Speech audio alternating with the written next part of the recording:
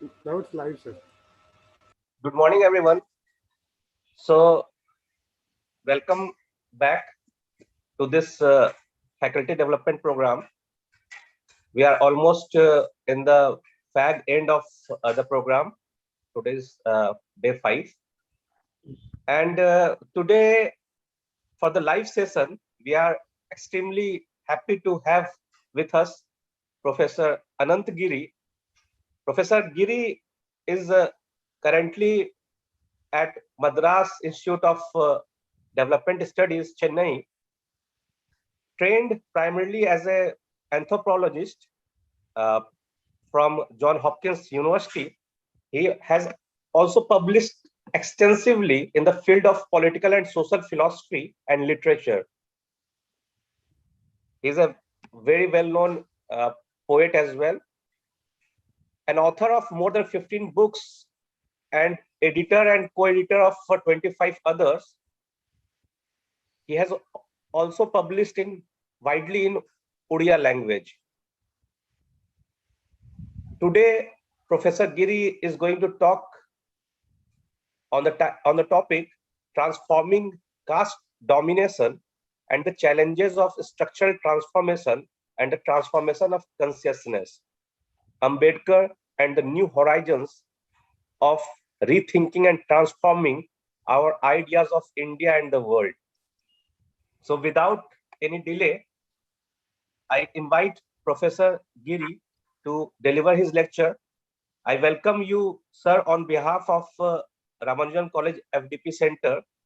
And we have around 310 faculty members representing different universities all across the country. In the participants list, you would not be able to locate them because they are viewing us live on YouTube. It's an internal mechanism through which we deliver the lectures on YouTube. So they are connected and are watching live on YouTube. So welcome, sir. Welcome. I invite you to deliver your lecture. Thank you. Thank you so much, dear Dr. Nishant, and thank you, Ravi and Dr. Anupam, and all friends co-present. I have a friend from Odisha, Sindhu Sandhya, who is also present, and all dear friends from around the country joining us on this beautiful day, which is, I think, the fourth day of the holy month of Ramadan. And I extend my heartiest Ramadan greeting, which is a day of fasting, meditation, and contemplation. On this day, to join us in this dialogue on Ambedkar and the idea of India, which is the theme around which this program is cultivating its exploration and conversation.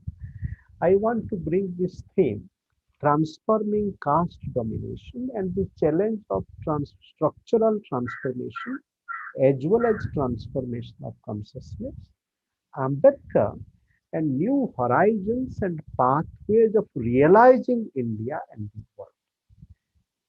And of course, with Ambedkar, as also with Gandhi, and as also with Dr. Martin Luther King Jr., a lot of interesting affinity between these three great servants, strugglers, and strivers of humanity. Our idea is not just idea. Ideas have forces. So therefore, when we are talking about the idea of India, so we would have to go beyond a idealistic, materialistic divide and realize that how even transformation of our material realities, like material oppression associated with caste, which is simultaneously related to the question of land inequality, the very fact that majority of our Dalit brothers and sisters are also landless, as also in the American context, majority of our Afro-American brothers and sisters, they also suffer from deprivation of property. And you might know that recently the Biden administration, and there is a small move, very cautious move to bring about the reparation bill, because you might remember that after the abolition of slavery and the civil war in USA, and where with Abraham Lincoln, and then President Lincoln was assassinated, and there was a move that it is not just enough that there is no slavery. This little legal step must be accompanied by this policy that every Afro-American family would be given some amount of land, and that was not implemented. So therefore, the reparation move is slowly coming. And I remember listening to a very profound scholar on the theme on the Ambedkar birthday on April 14, 2016, when I was with JNU at that time. And a scholar from USA made this very important, conversation that how in USA today there is a move to have that reparation, and how does it move? It means that every child born in the USA, some amount of resource would be directly allocated to the born child. And depending upon one's income, suppose there is a child born to Bill Gates, of course, we cannot imagine that at this late stage, Bill and Melinda would have the priority of bringing another soul to the world. Suppose now a child is born to Melinda and Bill Gates, so they would receive zero because they have so much money. But if somebody is born, think of George Floyd, this man in Minnesota. Sorry to interrupt, sir. Yes. There's some the volume is quite low. Can you please come Okay. closer to the laptop or medium? Yeah. Is it better now? Yeah, it is better now. Yeah, thank you, Okay, sir. I'll try. So suppose, as of George Floyd, last year he was murdered, and that led to gave new strength to the Black Lives Matter movement. Now, George Floyd has a daughter. Now, from this reparation, then by the very fact that she is born, so certain resource should be immediately transferred to that bank account, and it is not just monetary transfer; it is a resource sharing, and it is not just economic sharing; it is a resource sharing as a contribution to human flourishing. So I wish to bring with this theme of that our idea of India and the world, they are not just ideas. Our ideas of India and the world, we would have to cultivate them against the backdrop of those forces which destroy the very idea of India and the world. What is India without India? And this is the challenge Pandit Nehru, Jawaharlal Nehru had posed, that India is not just a piece of land. It is the people of India who constitute India. And it is at that level, the same spirit is also Ambedkar, that it is India, the nationalism of India without people. And when people are challenged by caste deprivation and social death, in the American context, the great sociologist, he wrote this important book, Slavery and Social Death. Similarly, in the Indian context, we also realize caste oppression and both social and death of the soul. It is in this context, as I initiate this conversation on transforming caste domination, beginning with Ambedkar's very important challenge, annihilation of caste. But that annihilation of caste today is deeply significant for realizing not only the idea of India, but realizing India. There is a difference between idea of India and realizing India. Because our idea of India tends to be a constructivist engagement. Of course, every idea, every activity has a constructivist dimension. But the way Sunil Kilhane has constructed the idea of India, mainly, the freedom struggle and the important work of Pandit Nehru, our first Prime Minister. But that constructivist idea must also be realized at a deeper time span, because India is not just a product of Britishers putting us together and Pandit Nehru. India is a long journey. The idea of the Bharatavarsha, where Bharata, this land, is moving through time. And this Bharatavarsha has been born and moving in a constellation in interacting with other culture and civilizations. Therefore, our very idea and journey of India is already interlinked with other cultures and civilizations. And therefore, our idea of the India and idea of the world has to go together. It has to go together not just in a normative sense, but in a heuristic sense, in the way we understand, study, and realize ourselves. So, ideas and idealization. Now, the whole challenge of idealization is here I would like to draw your attention to philosophical work of Edmund Husserl, who also has written about ideas, phenomenology, that any idea we have, that it constitutes a horizon and practice of idealization. But this idealization is not that this idealization is forever there to be closed within ideas. Idealization is accompanied by what I would like to call as practical realization or embodiment. Therefore, ideas of constitution or constitutional democracy, that idea of equality that modernity began, liberty, equality, and fraternity. All these ideas they come with challenges of idealization. But these idealization also are accompanied by processes of practical embodiment. Therefore, when we put our ideas into practice, how do we put our ideas into practice? Like, for example, annihilation of caste. Now, annihilation of caste is a challenge, but how do we put it into practice? And today, as it has been for a long time, now the challenge is that those thinkers and activists who building on Ambedkar are talking about annihilation of caste, they themselves are very casteist, quote unquote, in their engagement and consciousness. And this is a point which is also discussed by the great activist and thinker Anand Teltumde, who in his work on caste, building on Ambedkar, he's saying that how the anti-caste mobilization does not have the courage really to interrogate caste at a very basic level.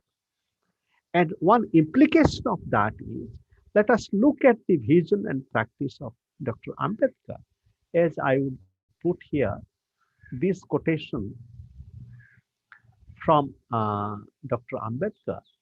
Whether you do that or you do not, you must give a new doctrinal basis to your religion, a basis that will be in consonance with liberty, equality, and fraternity, in short, with democracy.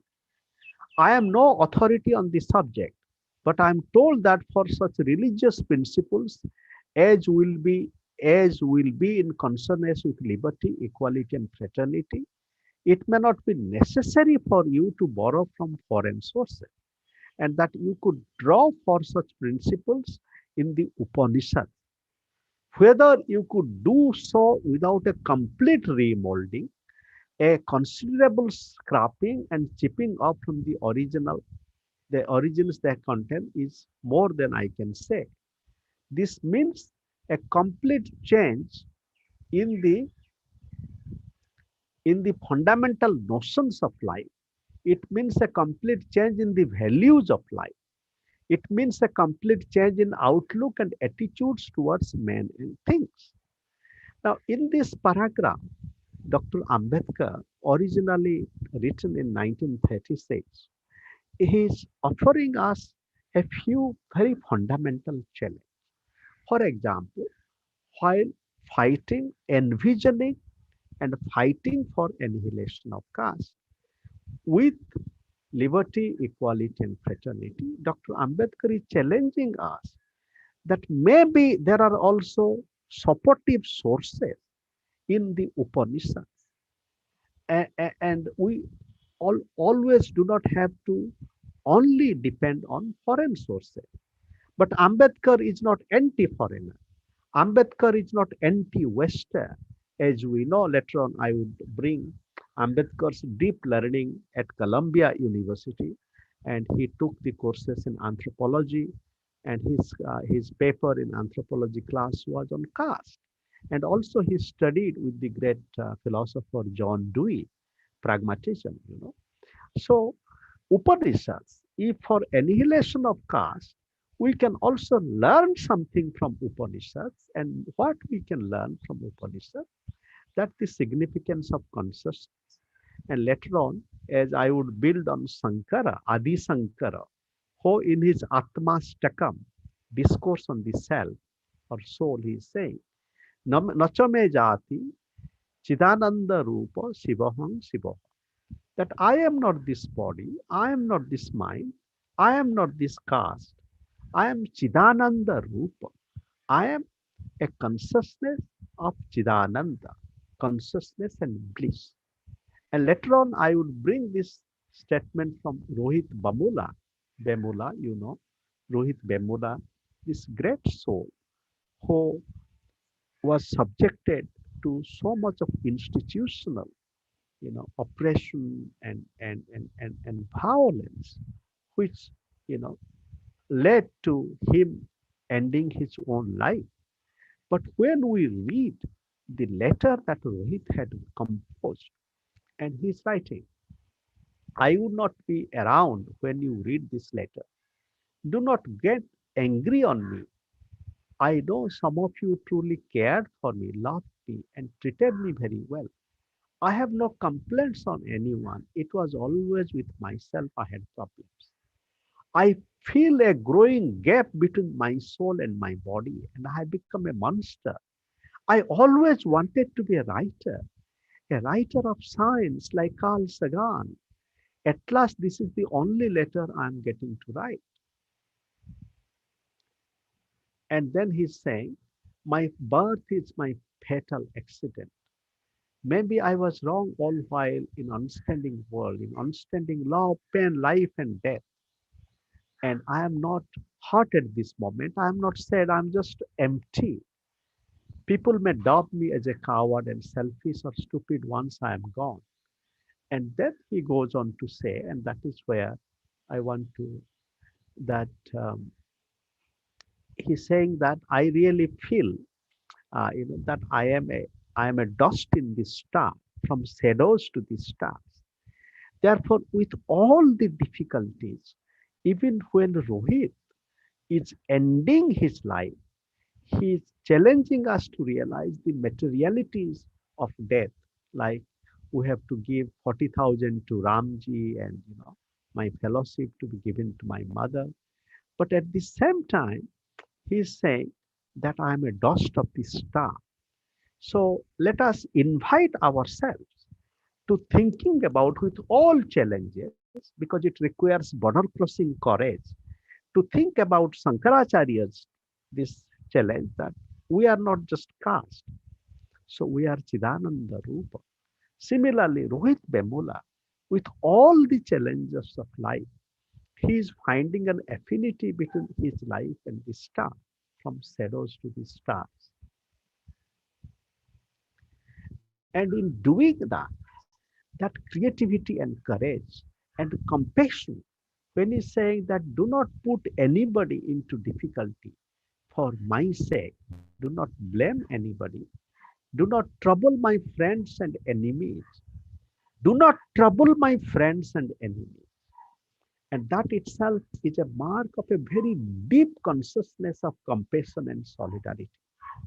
And there also we find threads of affinity with Dr. Ambedkar, because as we know that when our constitutional project, and this is my dear friend Professor Akash Singh Rathore, in his deep work on Ambedkar and Constitution, and his latest work, that a secret history of Indian Constitution, where Akash is saying how the theme like fraternity in Constitution was really a emphasis of Dr. Ambedkar. And of course, when we talk about fraternity, we may also acknowledge that Gandhi also emphasized fraternity. No wonder Some of the collections of his writings in the 1940s were published as All Men Are Brothers, which Gandhi would also say all men are brother and sister. But when Gandhi is talking about fraternity, he's talking about kinship with all life. This morning only, I was reading a profound, article from Young India from Gandhi, where he's saying that I find my kinship not only with human beings, but also with leopard, lions, and snakes and scorpions. So therefore, when we are talking about fraternity, and that fraternity with Dr. Ambedkar also, the constitutional project, and Ambedkar's own journey with Maitri, because let us look at the vision and practice of realizing Dr. Ambedkar from his essay on 1916 to 1956 when he embraced Buddhism. I visited this place, the Kyabhumi in Nagpur in 2016. As it happened, I was staying in Gandhi's Sevagram the night before. I was sleeping. Let me say, I was offering myself to both the dust and the stars and vision of Gandhi and Ambedkar that night. Early morning, I went to the neighboring village, which is mainly inhabited by our Dalit brothers and sisters. And then I came from Wardha, Sevagram to Bhikkya.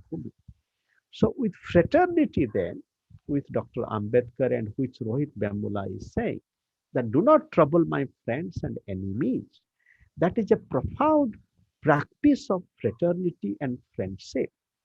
And it is an articulation of a new path of politics because, because what is happening, our most of the politics is based upon the notion of enemy. And Carl Smith, for example, the great thinker of political theology, which has influenced the idea of politics, and Professor Fred Dallmeyer, another great political thinker and theorist who has a deep journey with India. Dallmeyer is saying that the tragedy of politics, that it has been only giving priority to the political process as fighting against the enemy. But even when Rohit is ending his life, he is saying, do not trouble my friends and enemies. And this is a deep spirituality, a deep politics of embracing everybody for the cause of liberation. And when we want to realize India and the world, my submission is that we would have to realize India and the world as an unfolding liberation project. And this requires structural transformation.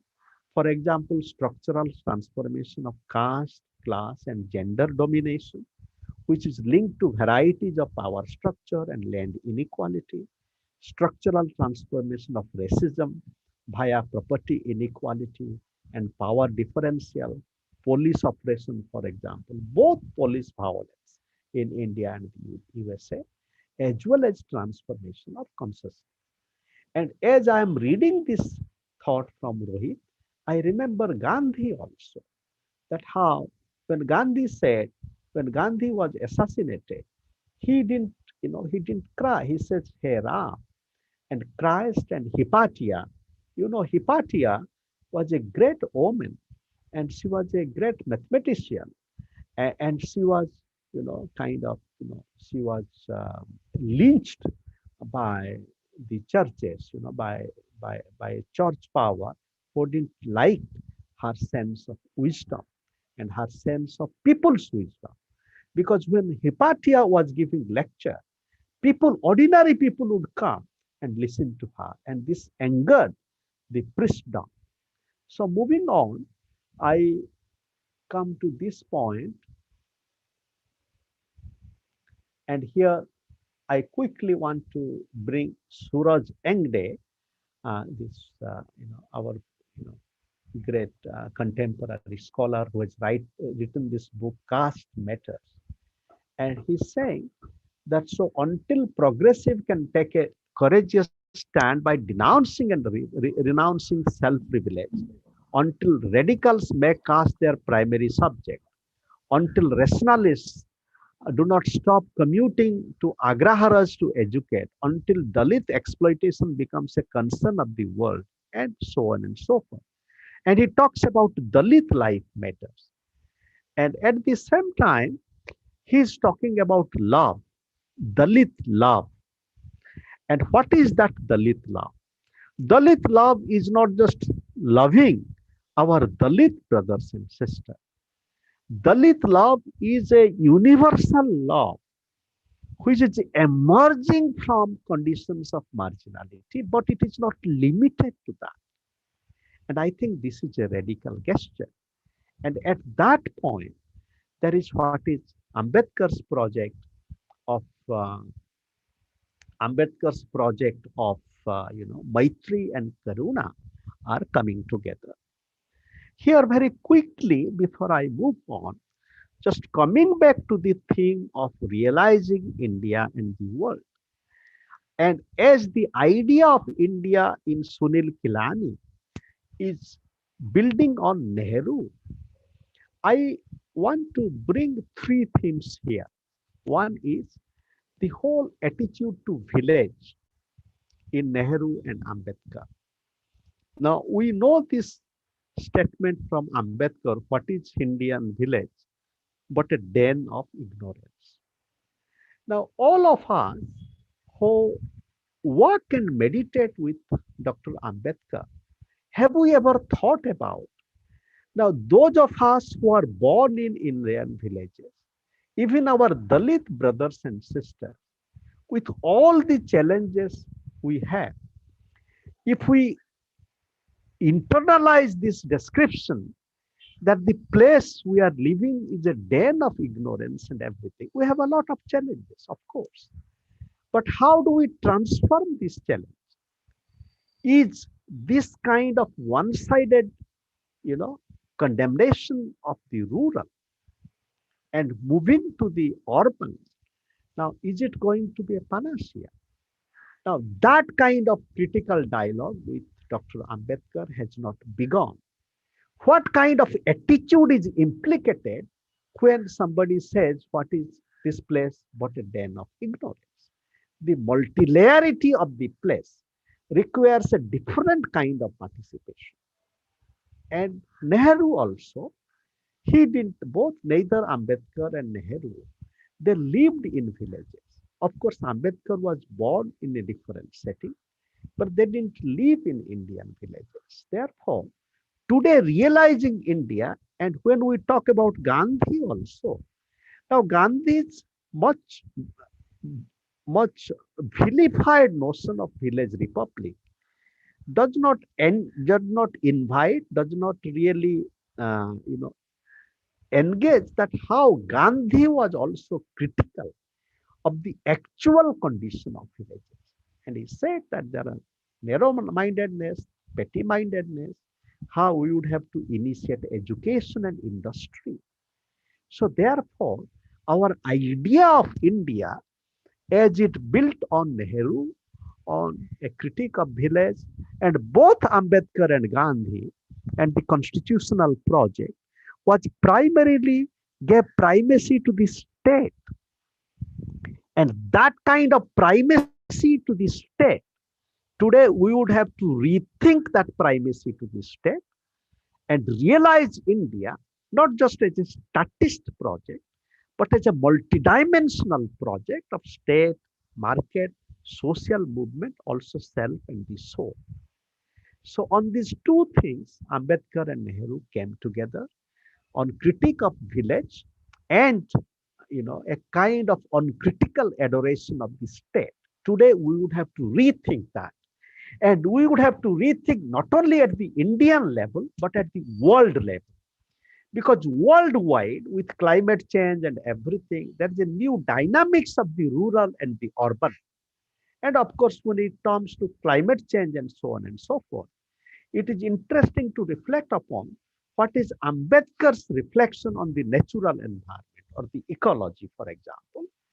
Because as he grew and meditated with Buddha, Buddha was deeply sensitive to the ecological setting. And there is a story about Buddha.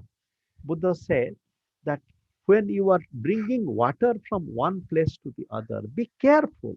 Even one drop of water does not get lost. So, for realizing the idea of India and the world, we need a new hermeneutics, a new mode of engaging with constitution, text, and traditions. Here, let us go back to Ambedkar. When Ambedkar is challenging us to find some sources in the Upanishads for annihilation of caste, how can we find these sources if we do not read the Upanishads? Now, this is the challenge today for radical practice is that most of the Dalit intellectuals and activists, not only Dalit intellectuals and activists, most of the intellectuals and activists of India, their knowledge of Sanskrit is minimal. And along with that, unfortunately, there has been another dangerous coming together that we have considered Sanskrit as the Brahminical language. Now, dear friend, those of you who are students of language, of course, language has been used and abused in history because English language has been abused as an instrument of colonial power. Do we have to consider that English is only the colonial language?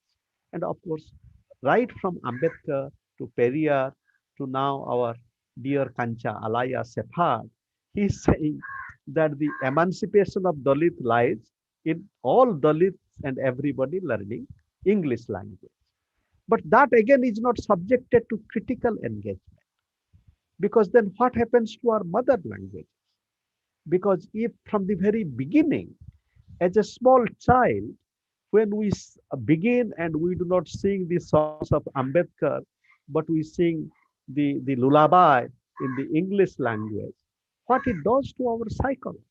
Coming back to the point that I wanted to bring here is that if Ambedkar is challenging us to find sources of freedom, annihilation of caste, one of the sources in the Upanishads, then we would have to read the Upanishads. We would have to read the text. This is what Ambedkar has done.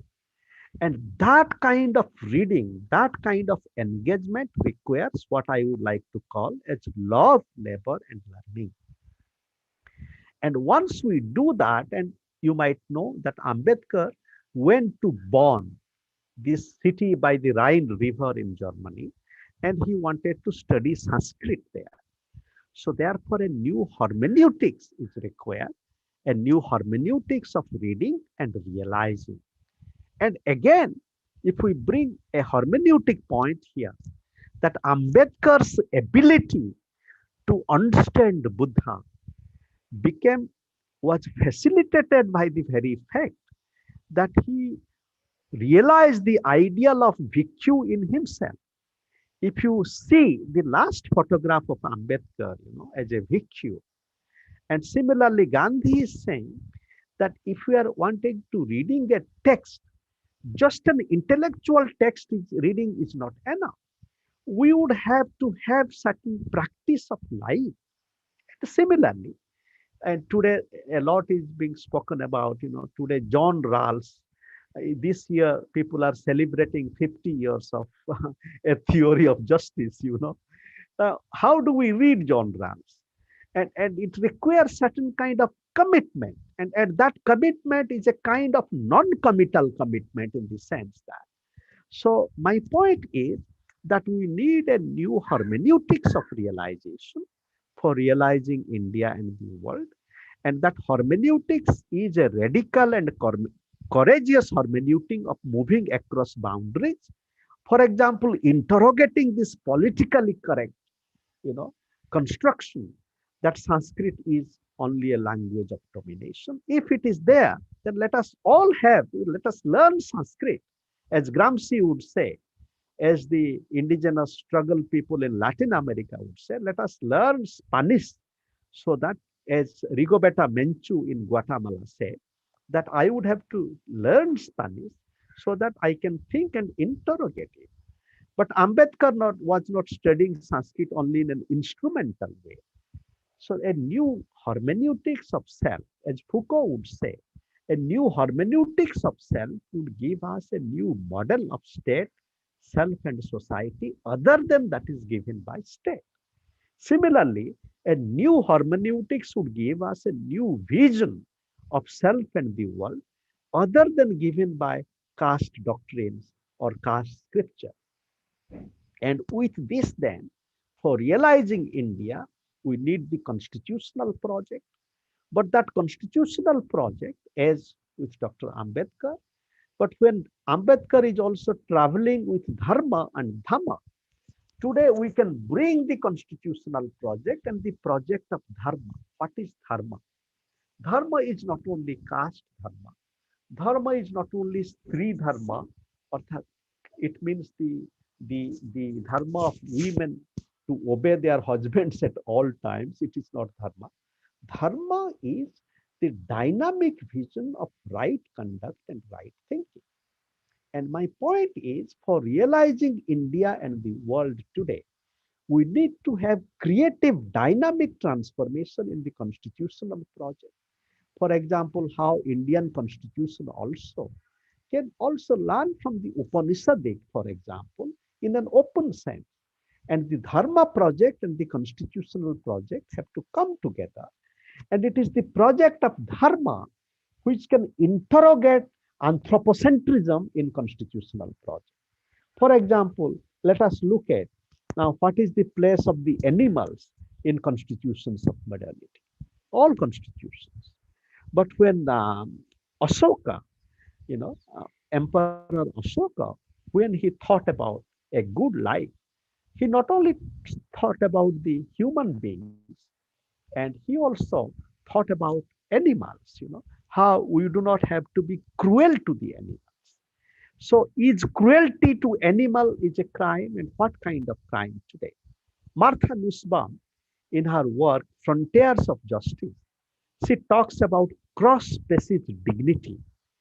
And to realize that cross-species dignity, we would have to go beyond the human-centered notion of justice, which is still very much, focused in the constitutional project of modernity. So with this, let us move ahead to a few other themes. And here I want to bring this thought from Gopal Guru about Ambedkar, which is deeply significant, and it opens up conversations on multiple lives. Gopal Guru is writing, Ambedkar offers a radical critique of the slave idea. The slave morality treats the ideal of superman as the only moral source from which one can draw one's own relative worth. The source of one's own worth is not in the authentic self, but located in the master. The slave mentality therefore suggests that any kind of transgression is immoral. Traditional moral idealism gets defined in terms of moral dominance and the ideal and the highest level by associating moral qualities such as the benevolence and paralyzing for the slave. To strengthen his critique of the traditional conception of moral idea, Ambedkar draws sources of critique from the intellectual tradition that he seeks to criticize. In a historical sense,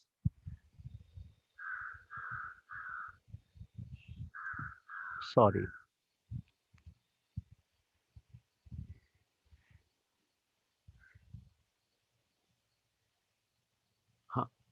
in a historical sense, he argues even the Upanishadic renouncer become as an ideal not to perform it, but to strategically lay bare the male-dominated content of the Brahminical patriarchy as it evolved in the post-Upanishadic era. He argues that Brahminical patriarchy didn't allow women to achieve this ideal, which promised women both intellectual and metaphysical progress. So here Gopal Guru's reading of Ambedkar is also very nuanced.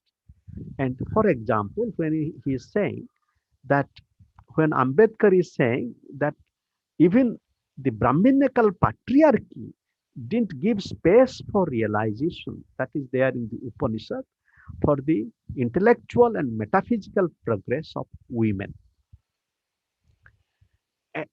And he argues that, and then he further argues that the ideal of renowned serf, that was something available to women from the upper layers of society in Upanishadic time, was also available to women during the Buddhist period. Women could aspire to become an arahat. The idea of arahat embodies women's intellectual freedom and recognizes their intellectual capacity to debate with male bhikkhus within the Buddhist Sangham. In the post-Buddhist period, Ambedkar observes the intervention of Manu, who converted the flexible ideal into a rigid one, denied this ideal to women. He categorically states that it is the code of Manu that is singularly responsible in putting women into a dark ghetto. So this thought of Gopal Guru is deeply significant, and it really gives us the multi-layered idea that even Ambedkar has about Indian tradition and how certain kind of possibilities in certain sources of Indian tradition. Very quickly, I want to bring the theme of the Superman here. Now, Ambedkar critique of the Superman, for example, the idea of the Superman as the master and leading to a slave-like condition, both slave morality and slave-like world. But this is not the only idea of Superman. Sri Aurobindo talks about Superman and realizes Superman in a different way. For Sri Aurobindo, a Superman is one who is able to realize supramental consciousness. And that supramental consciousness is ability to go beyond the division of the self and the other and the mind and the body, that is the product of the mind. The other aspect of Superman is that to be able to serve everybody, that attitude of service. That way, if Gopal Guru was open to Sri Aurobindo, for example, and different realization of the Superman, and here we bring Ambedkar's journey with the idea of the dharma and the bhikkhu. In some way, a bhikkhu's path is also a path of becoming a superman or a superwoman. A superman or a superwoman, not to have the power to dominate everybody, but to have the love and courage to really serve everybody for realization of the potential of humanity and divinity.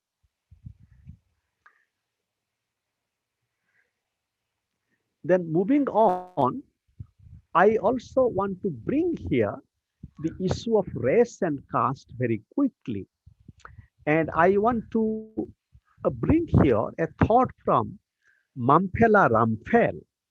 And she's a very inspiring scholar and activist from South Africa. In the mid 70s, you might remember Steve Biko, who was murdered by the apartheid regime.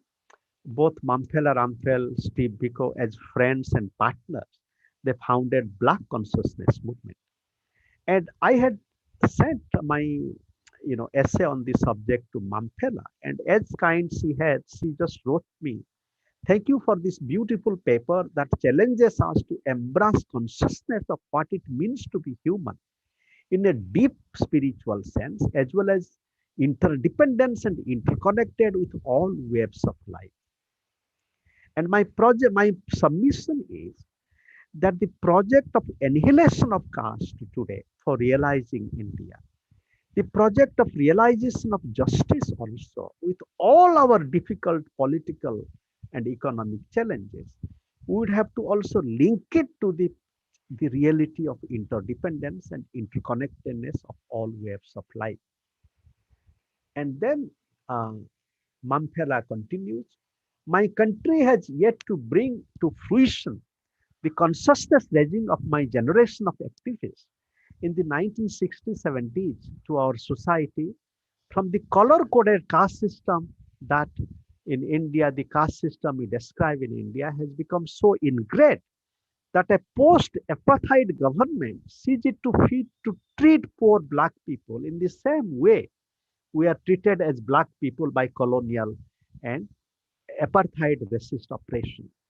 We struggle to reimagine and reinvent ourselves as integral, connected, interdependent beings, celebrated at the same time, transcending our diversity as human, is what the challenge of new emerging civilization journey is about. And here, Mampela Ramphel, as a co-president of the Club of Rome, she is bringing us to this very interesting initiative of Club of Rome called the Emerging New Civilization Initiative.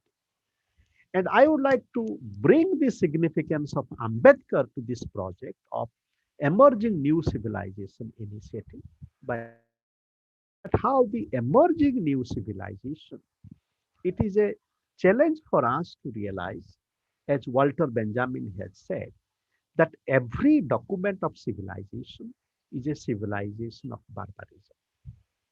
With Dr. Ambedkar, Mampela Ramphel, and Martin Luther King Jr., Gandhi, Sri Aurobindo, and everybody, that as long as the barbaric violence of caste exists, and as long as we uncritically accept caste as a part of Hindu and Indian civilization, we have to realize that this document of civilization is a document of barbarism.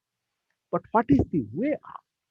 The way out is to transfer the civilization from its essential violence to non-violence, to Maitri and Karuna, which is a multidimensional project.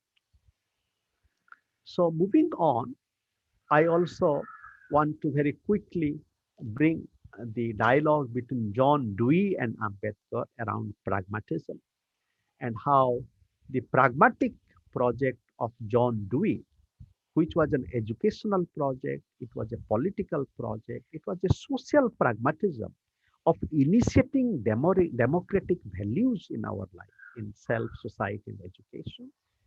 And that pragmatism has both a pragmatic dimension and spiritual dimension. John Dewey visited China and he had some incipient dialogue with Confucianism, for example, with Ambedkar, as I have already suggested, that pragmatism was a border crossing between constitution, Buddha, and Dharma. So today we would have to build on spiritual pragmatism, both political and spiritual, as a way of realizing India and the world. And I have edited 2 volumes on pragmatism, spirituality, and society, in which myself and some friends, we have made some initial attempts in that direction. And in terms of thinking about constitution and beyond, in India, we can build on both Upendra Bakshi and Suraj Yangde, and also the constitutional work of Roberto M. Unger, who was originally from Brazil, and how the constitutional project can simultaneously have a project of going beyond the limits of constitution. For example, anthropocentrism in constitutions. So, and then slowly I wanted to conclude by saying that if today the challenge is a challenge of going beyond the dualism of friend and enemy, while acknowledging, while not putting under carpet, the barbaric violence that people are using to just kill people, just to kill, nothing else, just to kill. So how do we consider a different modality of nurturing? And here Ramachandra Gandhi tells us that annihilationism is the highest stage of development of dualism. So how do we move from annihilation to non-annihilation or ahimsa? And I think this is also the spirit of Ambedkar, that his Buddha and his Dharma, he is making a difference between violence and force. For realization of force, violence is not the only instrument. And then I also wanted to say that how for uh, challenging caste domination, we need both a historical perspective and a mystical perspective, as suggested by Sebastian Painada. And here he's also bringing the Christian dimension, that he's saying that how the Hindus in their, in fighting against things like caste oppression. They can build on the prophetic stream in Christianity, as the Christians also build on the mystical streams of certain aspects of Hinduism, which again is creating what I call as a multi-topial hermeneutics, moving from one topoe to the other. And that multi-topial hermeneutics is also multi-temporal hermeneutics. That means now with both Nehru and Ambedkar, there is a danger of reading them as only advocate of modernity. But when Ambedkar embraced Buddhism, Buddha and his dharma is not a prisoner of modernity. My point is that to realize India and the world, we would have to go beyond the prisoners and prisms of presentism and have the courage to move across temporality. And that hermeneutics is a multi-temporal hermeneutics, which is a challenge for us today. Because all of us, children of the present, we can always be imprisoned in that present. So while not valorizing the past, we must not be a prisoners of the present. And that kind of a new temporality, a new sense of time, time and being and time that Martin Heidegger talked about. With Heidegger and Sri Aurobindo and Gandhi and Ambedkar, we would have to have a new kind of time consciousness. And that time consciousness is that because we are born in the present, we must not live in the illusion of that the present is the highest stage of development of humanity. So finally, time, and of course, another point I'm bringing that when we are talking about consciousness, we would have to realize that how consciousness is simultaneously structural, as Marx would say, but Marx also said that man is not totally produced by society and history. Therefore, consciousness is simultaneously historical and trans-historical. And this is a point that we would have to realize. And, uh, and of course, I'm coming to the last uh, statement or the last thought that I would like to conclude with a poem, and it goes like this. Crocodile and Sabari Sukta, Sankara, Buddha, and Ambedkar.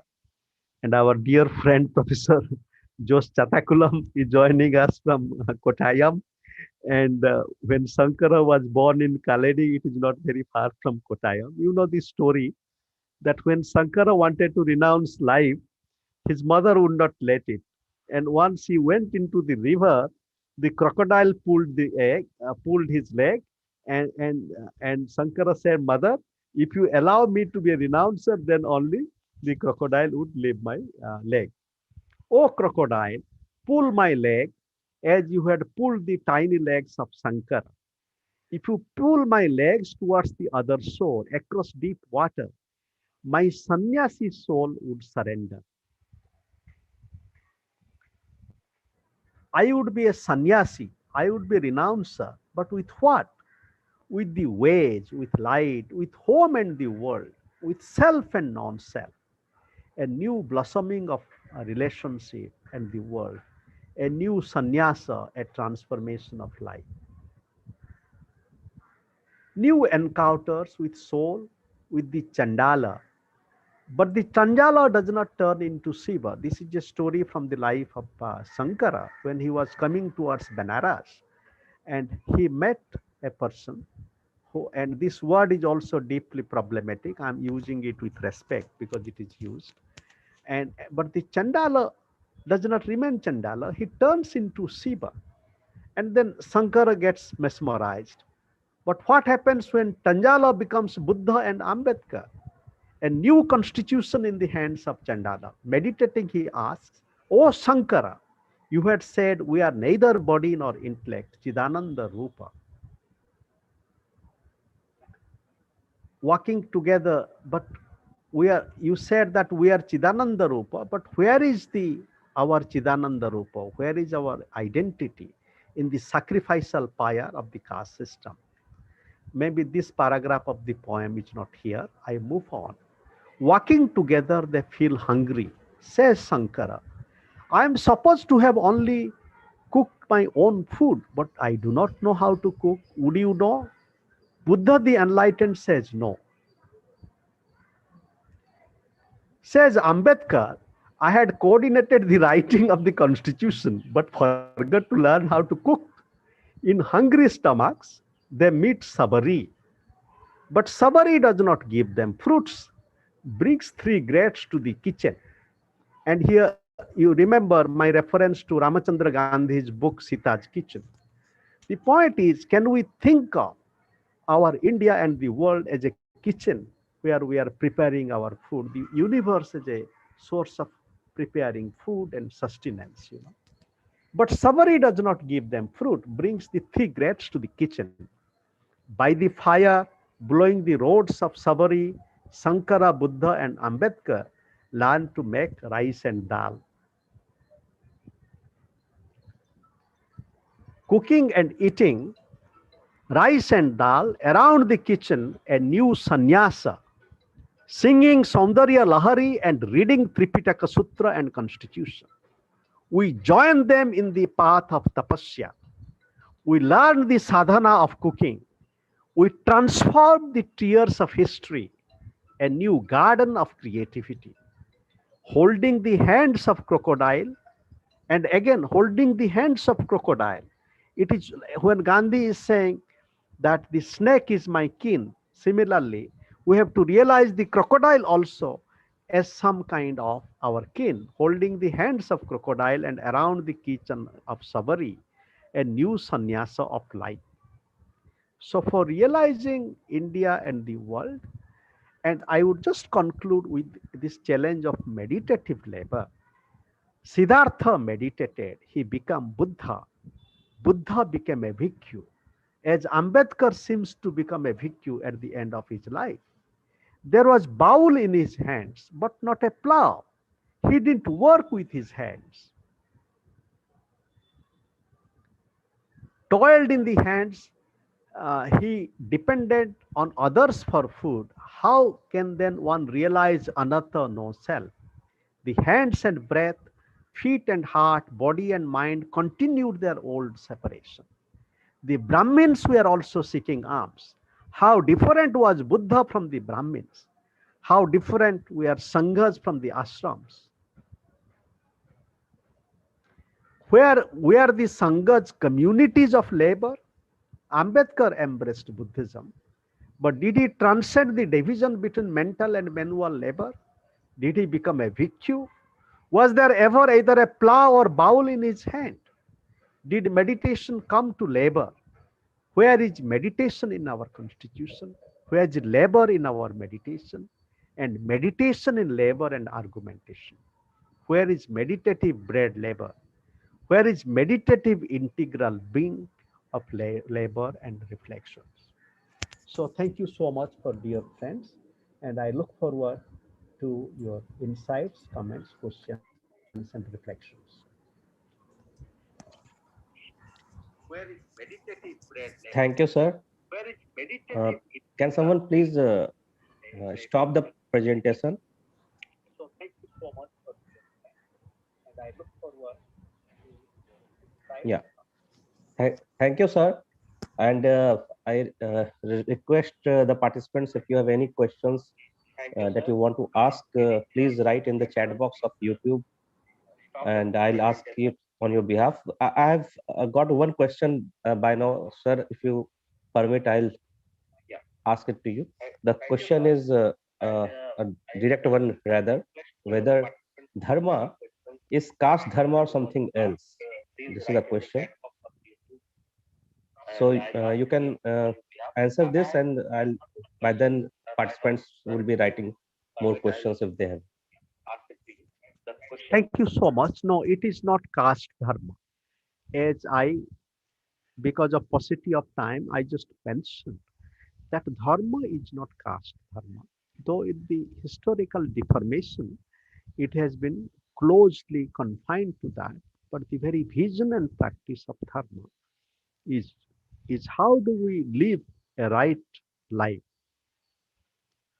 And living a right life is not possible within the structures of caste exclusion. Another kind of comment or concern that I can see is being discussed is that how can you bring Dr. Ambedkar, Sri Aurobindo, and Gandhi on the same page? There's a concern by some of the participants that they are raising. How can you bring them on the same page? Okay, thank you. And maybe, Nissan, it is helpful if we can, you know, assemble a few questions together. No, actually, these are the only questions that I have right now, because the thing is that the session is 2 minutes later than our live that we are operating on Zoom. Sure. So they might be still typing their questions. These are the only questions that I have with me right now. Now, in this afternoon, in our dialogical journey, so we have engaged with Gandhi, Ambedkar, Sri Aurobindo, um, at different points on some themes, for example, caste question. Now, in my extended paper, how I write that Ambedkar's project of annihilation of caste, it also gets support from Sri Aurobindo, because Sri Aurobindo does not support the existing caste system. And Gandhi, despite his initial support for Varnashrama, towards the end of his life, Gandhi said that we need to destroy caste system. And how do we do that? By having intercaste marriage. And therefore, Gandhi, it was a learning journey from Gandhi, and Gandhi also came to that position. But what Sri Aurobindo is challenging us is that no matter what caste we are born, that some of us would be oriented to doing certain things. For example, some people would be orienting to spending more time in their intellectual level. Some people would like to do more with their hands. So Sri Aurobindo is saying that how do we deal with the orientations of life, which to some extent is called Swabhava. And it is here that Ambedkar's project of annihilation of caste also has to acknowledge that even in a casteless society, some people would like to spend more time with their mind. So how do we create facilities for that? Then another issue is the question of state. And both Sri Aurobindo and Gandhi, they were not mesmerized by the project promise of the modern state. They realized the fundamental limitations of state. And to that extent, both Ambedkar and Nehru, we can understand their predicament, because Ambedkar came from a very difficult life situation, and therefore state action is necessary for transformation of that structural marginality. Pandit Nehru, coming out of partition and that sense of fragmentation of collapse, he posited a lot of faith in the state. But at the same time, realizing the limits of state is very important. And here, Gandhi and Sri Aurobindo help us that how do we use state, realizing the limits of state. Therefore, on the same page, we would have to engage with these people so that we can realize India and the world differently today, moving towards a world of beauty, dignity, and dialogues. Yeah, was Professor Giri, I'm Chatupalam. Yeah, Yes, yes, and I asked one question. Yeah, is yeah, Dr. Giri, it was really very interesting and fascinating talk. And you see, I have some doubt, and I would like to have some kind of clarification from your side. The Ambedkar's a characterization of the Indian villages. You just quoted, and it was supported by Nehru. The point is that what is actually the project of Ambedkar and Nehru for the emancipation of the Dalit if they have taken such a position of the characterization of the Indian villages. Only the point is that that is a system of the Indian village. Only one thing we can just propagate in the sense that they're going for a kind of a mass migration from the villages to cities for this kind of characterization as far as the villages are concerned. But I have a feeling that whether the Ambedkar and Gandhi, Nehru to a certain extent, their argument is that when you take the unit, the basic unit of development, it is nothing but not the village, the individual should be taken as the unit of development rather than the village. If that is only one can get kind of inferences from the Ambedkar's characterization of the Indian villages, it is okay, fine, one can understand. If again, if that is okay, then the second question does not arise. Their project of emancipation of Dalits is that there is no need to mass migration from villages to urban areas. The thing is that they consider the individual as the basic unit of development, not as the village, whereas Gandhi argued that the village should be the basic unit of village. If that is there. Beyond that, there was the kind of intention of kind of a project of what was the project of Ambedkar and Nehru by making such a kind of characterization of the Indian villages. This is what I have some kind of a, I'm not very clear about that. I would like to get a kind of some kind of explanation and answer from your side. Thank you. Thank you. Sir, Giri sir, we have got some more questions. If you want to take more questions and answer them together. Yeah, so another question is about the terminological debate on Gandhi's usage of Harijan between Gandhi and Ambedkar. How do you see that? Another question is that Professor Kancha Ilaiya and Suraj Yengade opposed the education in mother tongue. Why? Please elaborate. And last question is why Baba Saheb Ambedkar is remembered only at election time and forgotten the rest of the times.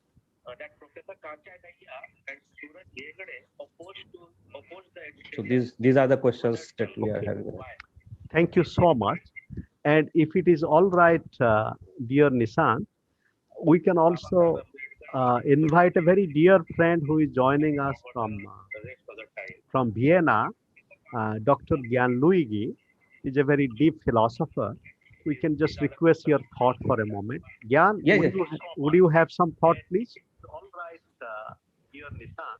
Yes, thank you very much. I unfortunately had some problems with my connection today, so that I could enjoy only the half of your brilliant conference, and thank you very much. I wrote something in the chat line in order to put a question, a short remark, and of course I would like to thank you very much for the invitation and for the brilliant appointment. Thank you. Thank you. Okay, so there is there is a question in the chat box, so if you want I can read it for you, please. Yeah. So Segadleba says I would like to ask something about Dewey and consciousness. It seems to me that Dewey interprets individual consciousness as something which can be massified and transformed in a complete passive function, with all the consequent dangers for democracy. Paulo Ferreira has taken some ideas of Dewey, developing further the subject of internalization, to which oppressed people are subdued by the dominant elites. In both authors, Dewey and Ferreira emerge the dangers represented for democracy, individual formation, and person represented by some systems of education, do they not? Very good. Thank you.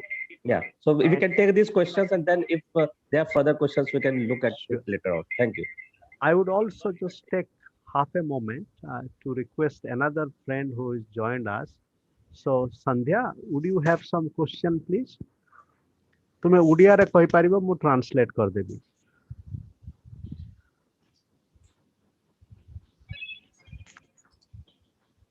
Okay, I think she's taking some time. So let me think with these questions. First of all, thank you. Thank you, Professor Chatakulam, for this very deep question indeed. And yes, now individual as the unit of development. But when with Nehru and Ambedkar, with the primacy of the individual, there is something in the background which is also very powerful, that is state.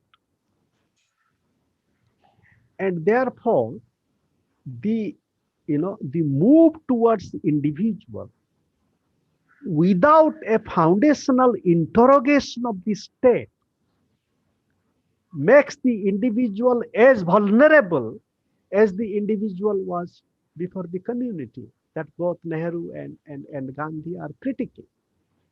So therefore, it is not just enough to read them at the surface level of giving primacy to the individual, but that primacy to the individual has to be understood against this background of the primacy of the state.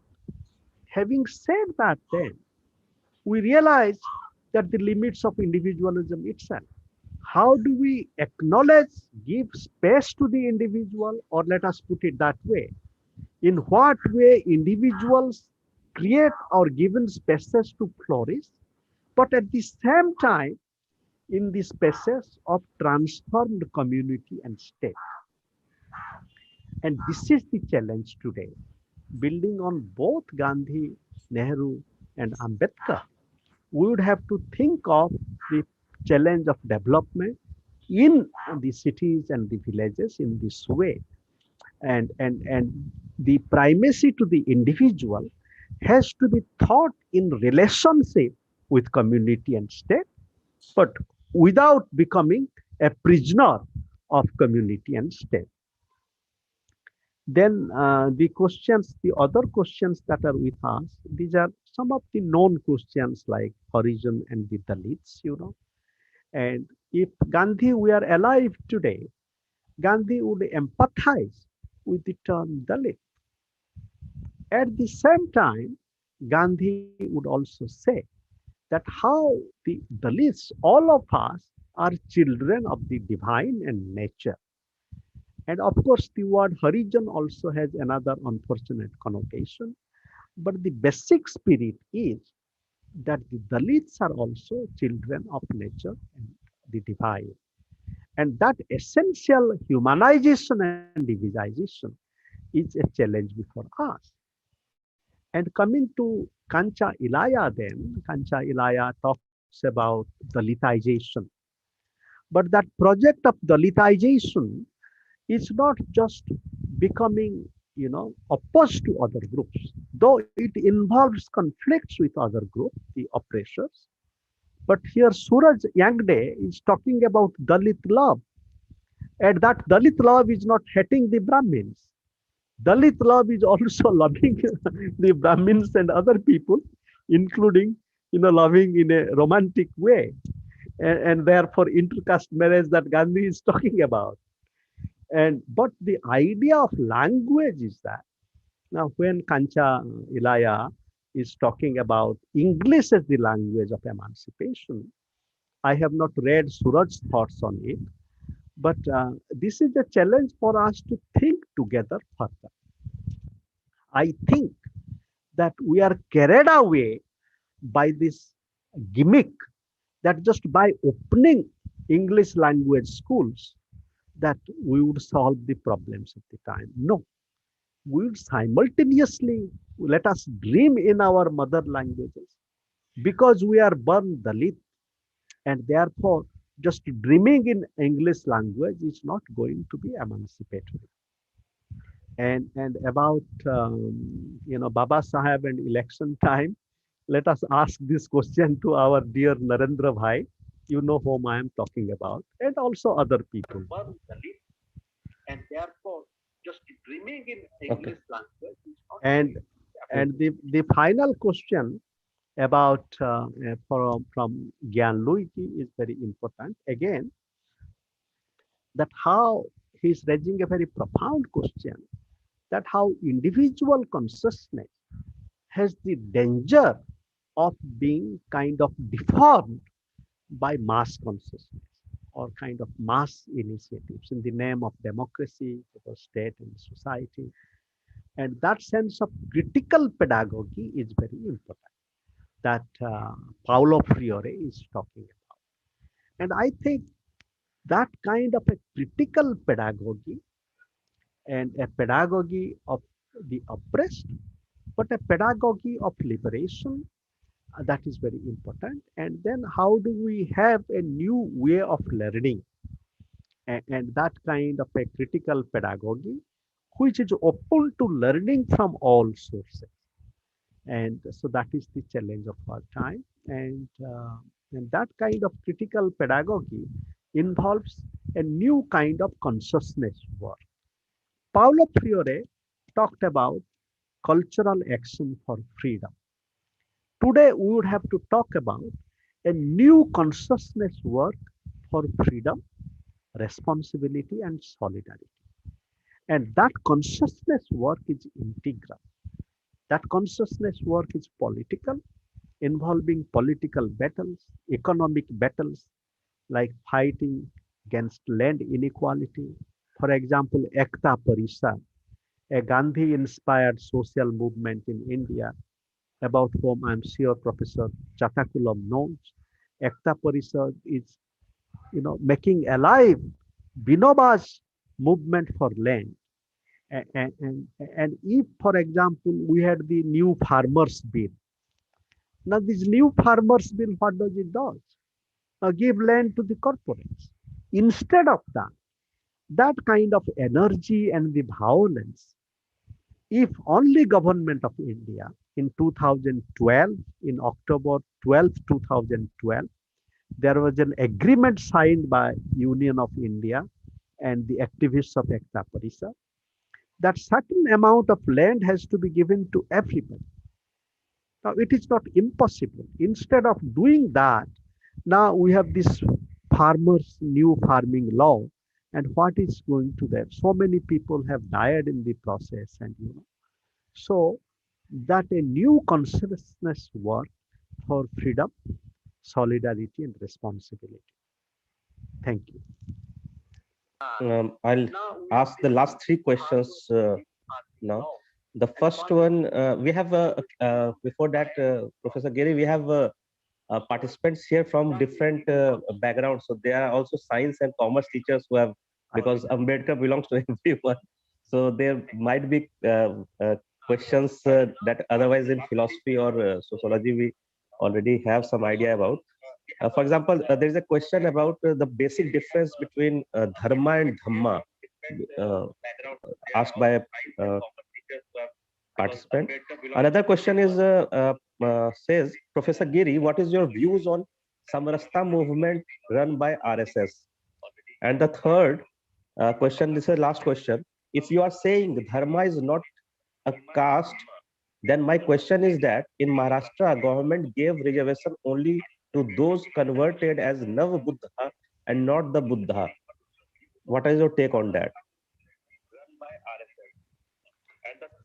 So, thank you. Now, dharma and dhamma. Now, dharma, it as a word, it gets much more associated with the Hindu sources and dhamma with the Buddhist sources. So, I have not explored more the difference between them, but this your question is an invitation for me to explore it further. But so far, I have begun by understanding the resonance between dharma and dhamma And about RSS Samarasita movement, I have heard about it, but I myself have not much work on it. So let me, not speak more about it. But my submission is that the Samarasata movement, without a critique of caste violence and without visible demonstration of kind of caste power, and that is not helpful. If we visibly demonstrate our caste power without acknowledging that the kind of violence it creates in the attitude of others, and therefore Samarasata without critique of caste domination does not help us. Let us have Samarasata transforming our caste system. Let us celebrate, if we are having Samarasata, that when a Dalit boy is marrying a non-Dalit girl, let the Samarasata movement celebrate it. Do they do that? Let it be. And the third thing is about, and this is a very difficult question about reservation, and ideally and this realistically, that all the marginalized, whether there is an SC from Christianity or Buddhism, he or she must get the benefit of reservation, which in reality is very minuscule. And though there is this thought that people who are associated with other religion, they get some support from their religious resources. But in reality, look at the condition of Dalit Christians in South India, in Tamil Nadu. Now, their life world is as vulnerable, and they suffer not only from lack of reservation, but Dalit Christians in certain places in Tamil Nadu, they do not have the ability to have the same kind of space of dignity in their own churches. I visited a village in Tamil Nadu in this district Vilupuram some years ago, where I visited a family where a disabled person was murdered because he entered this caste marked space. So, in reality, the challenge of violence, oppression, and marginalization is as much there whether one is a Buddhist Dalit or a Christian Dalit. So this is a challenge. Thank you, Professor Giri.